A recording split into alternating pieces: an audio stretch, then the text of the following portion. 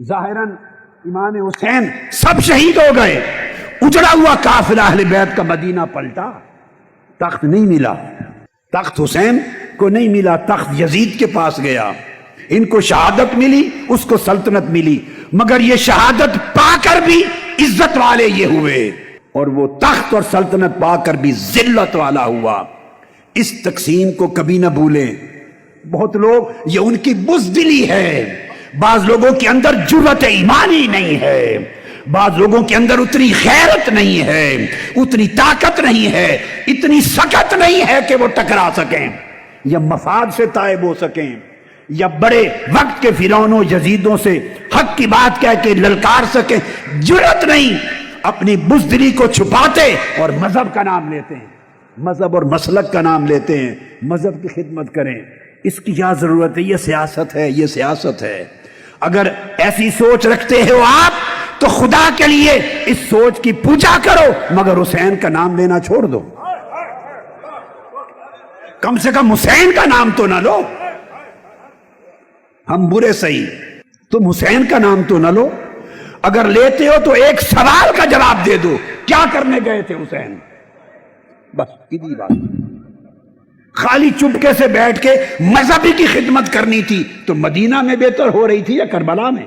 اگر خالی مذہب کی خدمت ہی کرنی تھی چپ کر کے بیٹھ کے تو حرمین میں مکہ میں ہوتی تھی یا کربلا میں، کوفہ میں جو دشمنوں کی سرزمین ہے؟ شہادت گلے کٹوانے، سر کٹوانے، نیزوں پر چڑھنے چڑھانے، خانوادہ اجاڑنے کی کیا ضرورت تھی؟ وہ خالی بیٹھ کے دین کی خدمت، مذہب کی خدمت، علم کی خدمت، تقویٰ، اللہ اللہ، بڑے راستے تھے حسین کے پاس، مگر نہیں، انہوں نے کہا میرے نانا کے دین کی جڑیں کٹ رہی ہوں اور میرے نانا کے دین کی قدریں مٹ رہی ہوں اور میں بیٹھ کے چپ کر کے مذہب کی خدمت کرتا رہوں۔ کون سا مذہب؟ کون سا مذہب؟ کون سی خدمت؟ حسین نے اس کردار کو قبول نہیں کیا۔ یہ معیار تھا جو حسین نے دیا۔ یہ سمجھ جو آپ بہت سے لوگوں کو ایسی بات کرنے والے ہیں جو سمجھ ان کو ملی ہے، یہ سمجھ اس زمانے میں بھی بہتوں کے پاس اس واقعہ کربلا نے پیدا کر دی تھی، مگر حسین اس سمجھ کا آئینہ دار نہیں تھا۔ حسین باطل سے ٹکرانے والا تھا، سمجھوتا کرنے والا نہ تھا۔ اللہ کا فضل ہے کہ اس نے کربلا کا اور حسین کا وہ کردار تحریک منہاج القرآن کو عطا کیا۔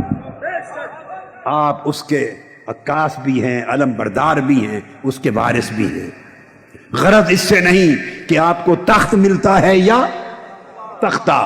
حق اور باطل کا فیصلہ تخت اور تختہ سے نہیں ہوتا، حق اور باطل کا فیصلہ شہادت اور سلطنت سے نہیں ہوتا۔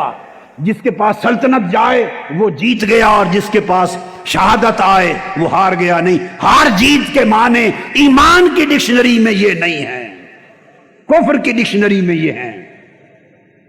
کفر کی ڈکشنری میں یہی معنی، یزید کی لغت میں یہی معنی تھا، حسین کی لغت میں نہ جھکنے کا نام جیتنا تھا، حق کے کردار پر ڈٹے رہنا کا نام جیت تھا۔